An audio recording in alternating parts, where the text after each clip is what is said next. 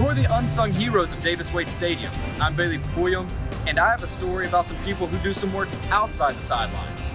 It is homecoming week. I'm Hannah Doherty, and for these local businesses, this means more people and more traction.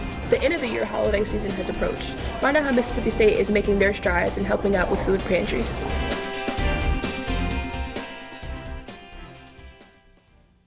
The countdown is on. And we're just days away from midterm elections. And in Mississippi, lots of people are closely watching the Senate race.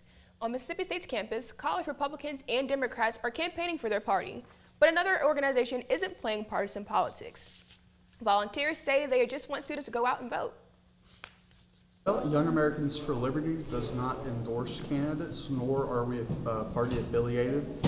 However, we do believe that's everybody's civic duty to get out and vote.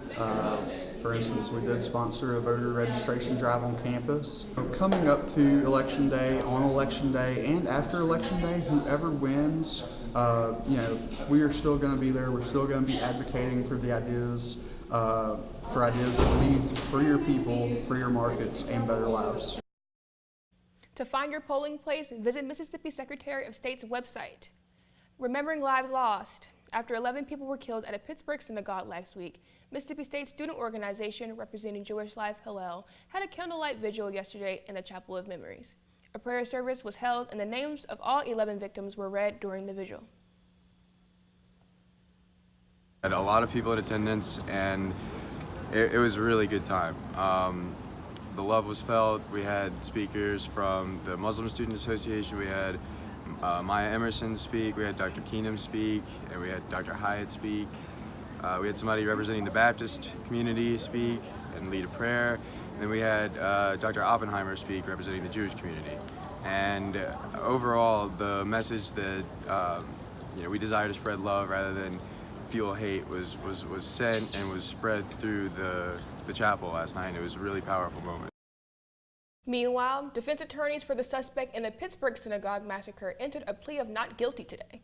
CNN is reporting 46-year-old Robert Bowers walked into court in wrist, waist, and ankle restraints today with a large bandage on his upper left arm. He suffered multiple gunshot wounds during a shootout with police and was released from the hospital 3 days ago. This was his second court appearance this week after a federal grand jury indicted him on 44 federal charges in last week's slaying of 11 worshipers of the Tree of Life synagogue.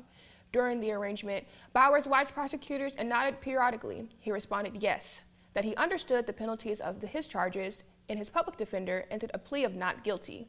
Of the 44 charges, 32 counts are punishable by death. The court hearing comes the same day the crowds of mourners will lay more victims to rest as their memorials continue to grow. On Tuesday night around 12:30, the Starkville Police Department responded to a call about a burglary at the block townhomes at 625 South Montgomery Street. The victim reportedly woke up and found a man inside of their home. The suspect fled the residence before police arrived. Officers arrested 24-year-old Shaquille Andrews of Starkville near the townhomes. He is currently in the Oktibbeha County Jail. Police are asking anyone with information contact the Starkville Police Department or the Golden Triangle Crime Stoppers.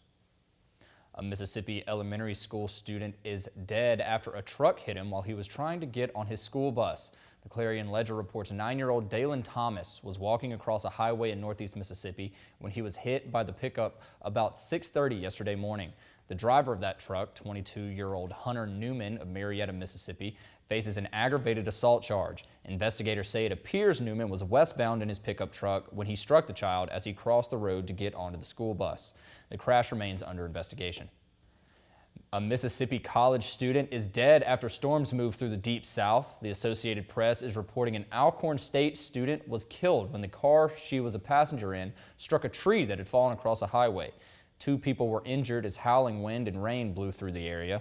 It's also possible a tornado touched down in Louisiana. Nearly 110,000 homes and businesses were without power this morning. The Storm Prediction Center reported trees and utility lines down across a wide area from eastern Louisiana to northwest Alabama, and radar showed storms reaching from the Gulf Coast to the Ohio Valley. Tobacco giant Altria is taking its pod-style e-cigarettes off the market. The company is also going to stop selling some e-cigarette flavors that appeal to children to help underage tobacco use. Altria makes up a small part of the e-cigarette market, with Juul being the dominant company right now. With this move by Altria Small, it could pressure larger companies like Juul to follow their lead. Coming up after the break, we've got a weekend forecast. And what Mississippi State is doing to feed the community this holiday season. This is Take 30 News. Stay with us. A baby's arrival can be one of the most exciting times in a family's life. It can also be one of the most anxious, especially if the child's development is hindered by medical challenges that create more questions than answers. At Mississippi State University, we're groundbreakers in the study of CHARGE syndrome, a genetic condition that leads to a host of life-threatening birth defects. Our research teams are uncovering breakthroughs in treatment and prevention with a goal of greater understanding that leads to better care. We're also providing crucial support resources for parents and helping physicians around the globe gain awareness so symptoms can be detected and addressed earlier. By engaging in this innovative analysis and therapy, we're not only improving outcomes, we're unlocking brighter futures.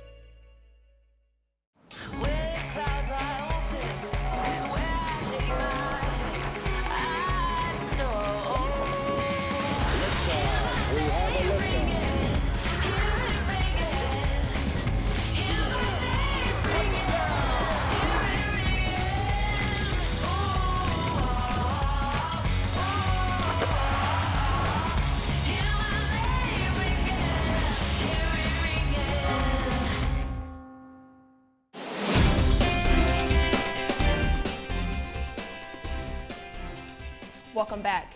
We hope you had a safe and dry Halloween. Starkville and much of Mississippi received around an inch of rain last night, and that trend looks to continue as Campus Connect at MSU says we can expect around 9/10 of an inch through tomorrow morning.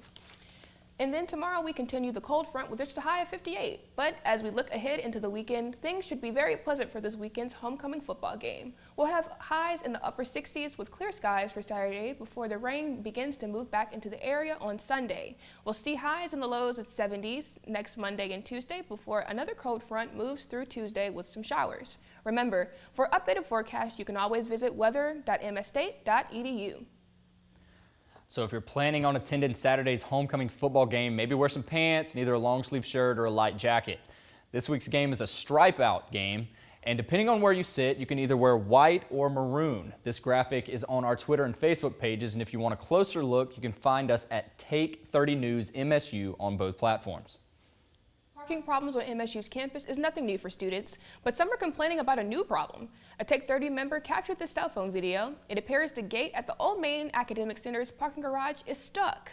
Students spoke with us and say this happens periodically throughout the week. We asked parking services person about it. I'm not sure what's going on this side, but there's something different today. It's not processing the credit cards. If you're stuck behind a gate, parking services asks you call them with your cell phone. Halloween is officially in the rearview mirror. That means the holiday season is almost here. It's time for food, family, and fun, but unfortunately, not everyone has what they need to make a happy holiday. I took a look around campus to see what kind of efforts the university makes to feed those less fortunate. To Mississippi Food Network, CEO Charles Beatty, 20% of the Magnolia State residents do not have adequate food supply, and Thanksgiving is a tough time for the community. Students can even donate block meals here at the Perry to make sure they have special efforts when helping out for the Thanksgiving prep. Block by Block program, a partnership between the MSU Student Association and Maroon Volunteer Center, is a year-round effort to help students in need. MSU's community atmosphere is doing their part against food disparities. Additional efforts, like the campus's organization Men of Excellence, are uplifting food pantry preparations. They're asking for common non-perishables, like canned goods, noodles, and peanut butter in exchange for community service. Eddie Price, the community service chair of MOX, said it will require all hands on deck for efforts to reach their full potential. Right now, we're pumping it hard through the social media. Social media is a big thing, especially because we college students, so we check it a whole lot. So that's one way we're trying to push it out. We created flyers to pass out, post around campus, and we have got in connection with some other organizations on campus to get their feedback as well. Pantries do run scarce at the end of Thanksgiving, which is another reason to fill them up after the seasons too. Don't forget about it, basically. Just keep it in mind that it is people that out here that are struggling. So in times where it may get low, or we may not think of it as well, or may not be giving it the best foot forward, is to go a little harder about it. Men of Excellence will also begin a toy drive today to stay in the holiday spirits. It runs all the way through early December. You can donate good condition toys in the Holmes Cultural Diversity Center in the Culver Student Union from 8 to 5 p.m. Up next is Homecoming Weekend. We'll take a look into how the festivities affect local businesses. That's right after the break. You're watching Take 30 News.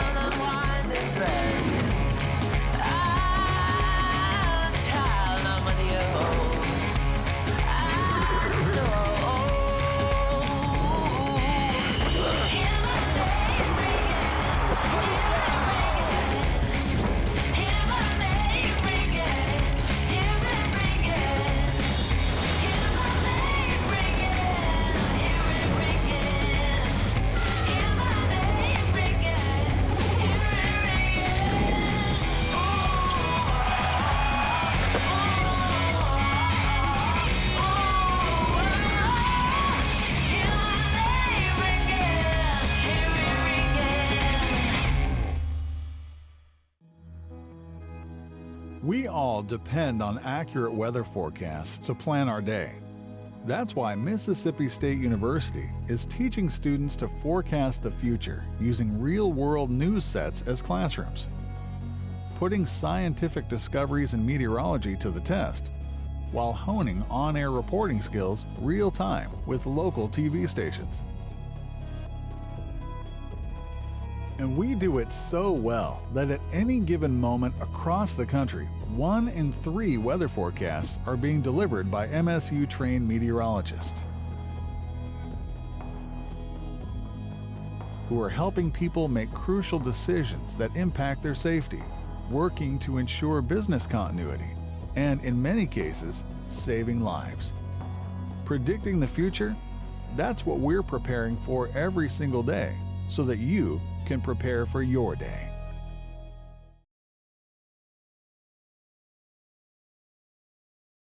The big game. Take 30's Hannah Daughtery shows us how local stores are preparing to cash in on customers from out of town. Mississippi State is preparing for homecoming, and local businesses are too. To these businesses, homecoming is a special time of year. Although downtown Starkville looks like a ghost town now, it will not be in a couple of days. As the weekend approaches, family and friends all come home for game day weekends, especially homecoming. Homecoming week is very good here. We're expecting a large crowd of out-of-state, out-of-town visitors that may only get to come to the store, once or twice a year. So it's their time to definitely shop in store. We see a lot of online social shop customers come from out of town as well. Many businesses brag on the increase of sales during homecoming and game day weekends. A couple of businesses prep for homecoming with discounts and promotions. Some even extend store hours. Yes, we do see an increase. Definitely our biggest days are our game day weekends, our home game weekends. So we have lots of different promotions. Friday is Maroon Friday, so if you wear maroon, you receive 10% off one item. We're giving away free game day buttons with purchase. And then on Friday, we have extended hours in our Starkville location. The store will be open until 8 p.m. All this calmness will fade, and these businesses will be ready for homecoming. Reporting for Take 30 News, I'm Hannah Daughtery. The homecoming game is this Saturday at 6:30, and if you still need a game day outfit, there is still time. Speaking of the game, don't worry, Take 30 Sports is next.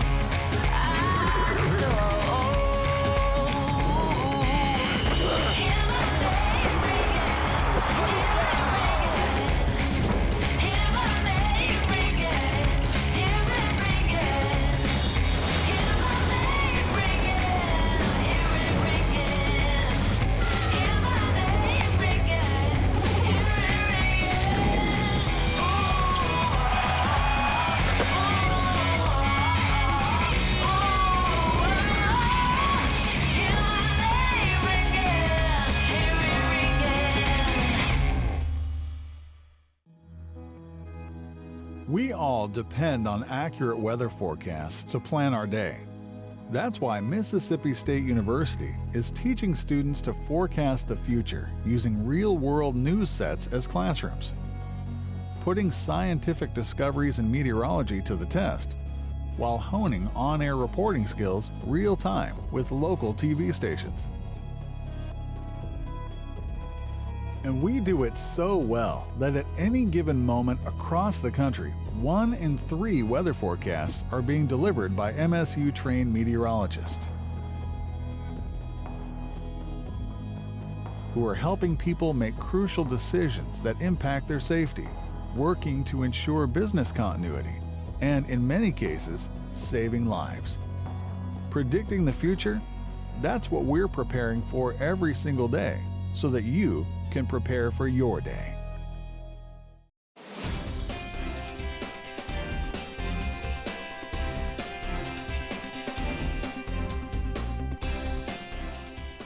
When talking about Mississippi State football, you probably know the names of Joe Moorhead, Nick Fitzgerald, and many other players, but what you might not know is how many people it takes to make game day a reality. From painting the sidelines to making sure important people get to where they need to be, there are a lot of unsung heroes here at Davis-Wade Stadium. While fans are out tailgating and enjoying food, drinks, and friends before the game, there are a few who have already been up for hours hard at work. The 15-member team of the MSU Sports Operations Group starts working on Friday morning, setting up fencing around the opposing team's equipment truck and setting up bike racks where fans will enter on Sunday. Andrew Duff is a part of this group, and he took me through a typical game day. So we get there 9 in the morning, and we finish up setting up all of the outside gates. We put up the trash cans, the signs, and we used to put up the scanners, everything coming in, but we don't do that anymore. During the game, sometimes I could be on the net, pulling the net up. I do opposing team band ice, our band, I get their ice for their waters. Sometimes we have to escort referees to where they're supposed to change and everything. We hold up ropes for the opposing team where they come in on the opposite side. That's basically pretty much it during the game, and after the game we take down all the bike racks, we get all the scanners back to our office, we take down all our signs we put up. As you can see, there's a lot of preparation that goes into setting the atmosphere of Davis-Wade Stadium. And although this is often a thankless job, Duff said he enjoys it and he hopes that it leads to a career in the sports world one day. For Take 30 News, I'm Bailey Pulliam.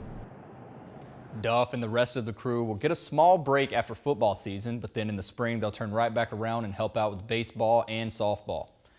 Mississippi State will honor one of its most influential alumni and veterans at the November 17th football game against Arkansas. The university announced Monday at a press conference that the Bulldogs will play the game in uniforms inspired by Sonny Montgomery, a 1943 MSU graduate and World War II veteran. Montgomery served in the Mississippi State Senate, U.S. Congress, and the U.S. House of Representatives before being awarded the Presidential Medal of Freedom by former President George W. Bush. He died in 2006. The new uniforms are based on the paint scheme of the Mississippi National Guard aircraft named the Spirit of Sonny Montgomery. They are gray with hand-painted helmets that feature images of medals won by Montgomery. The font of the uniforms matches the writing on the aircraft as well. Fans can purchase the new jersey at select Starkville retailers or from the Adidas website. Also in football news, last night the College Football Playoff Committee announced their first round of rankings. The 13-member committee ranked Mississippi State 18th in the nation. The top 4 teams are Alabama, Clemson, LSU, and Notre Dame, respectively. Just outside the top 4 is Michigan and Georgia. Overall, there are 7 SEC teams in the top 25 rankings. In light of their upcoming season, Mississippi State's women's basketball team hosted their annual on-campus media day to preview their 44th season next week. All eyes are set on senior forward Tiara McCowan, who will lead with their senior guard Jasmine Holmes. They are also notched their highest AP preseason rankings, coming in at number 6. The Mississippi State Bulldogs will begin their season back to the Final Four. Other SEC poll appearances come from South Carolina at number 10, Tennessee at 11, Georgia at 14, and Missouri at 16. The home of Hail State Hoops is getting a renovation. Plans were announced at Saturday's football game to expand and update the venue. The renovation will include grand lobbies at both the east and west entrance that will feature direct views into the seating bowl, and a new club level with nearly 600 seats. The concourse will also be widening with expanded concession options and a new walk-in team store. A completion date has not been announced. The Mississippi State women's volleyball team took on the Florida Gators this past Sunday. Though the Bulldogs did not come out on top, they gained experience playing an SEC team and improved throughout each set. Though in the past the team has lost by more than 10 points, MSU only lost the first set by 7, the second set by 4, and the third set by 5. The Lady Bulldogs played the LSU Tigers on Friday at 7 p.m. at Newell Grissom Stadium. Been to the last couple of volleyball games, and it's really exciting to see the girls get a lot better, and a lot more of the students and faculty and fans are coming out to watch them, and each game is getting a lot closer, and I think with the more games coming up, we're going to do a lot better. Fall ball has officially started for MSU softball team. This weekend, the team was back home on News Park for their first doubleheader of the year. They faced off against Itawamba Community College. These young ladies soundly beat ICC's team. The Bulldogs won their first game 10-1 and the second game 14-0. The team's next few games will be November 9th and 10th. Both days will be doubleheaders as well. Friday, November 9th, they will face off here in Starkville against Mississippi College at 5 and 7 p.m. Stay with us because there's more Take 30 after the break.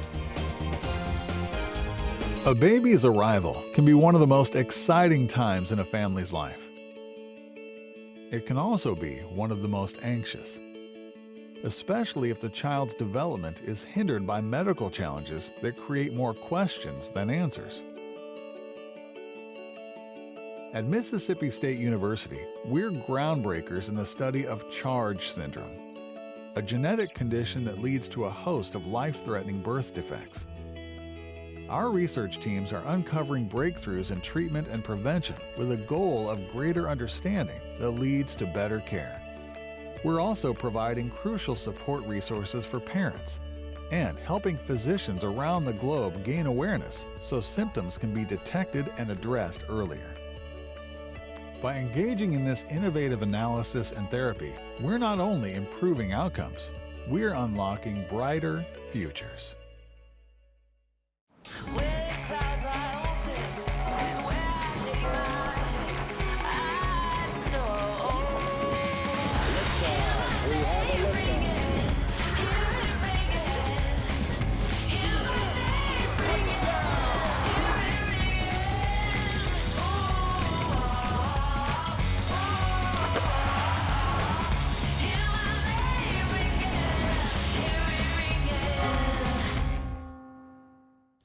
There's a group of college students behind a startup company, but this one isn't probably what you're thinking. Take 30's Brock St. Clair has the story. You've probably heard the stories of college students starting up their own tech company, maybe their own catering business. But what about their own theater company? Okay, so that melody there goes.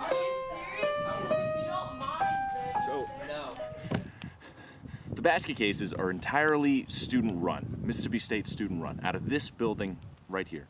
And this building is on Fire Station Road. It's about 10 minutes from campus. And that's because basket cases are not university affiliated at all.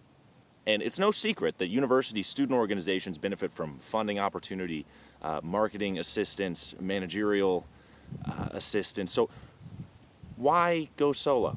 We can just have complete creative freedom, and we don't have to worry about still being under someone. Emma Denson is an MSU senior and a co-founder of Basket Cases. Since its inception just over a year ago, Emma spends any and all of her free time with the Basket Cases working on one of their original productions, and she says they're getting the hang of it. We kind of have our groove as a theater company now. Ultimately, we want this to be a long-term thing, a long-term company and stuff. Going forward, the Basket Cases intend on bringing more original productions to Starkville and the Golden Triangle.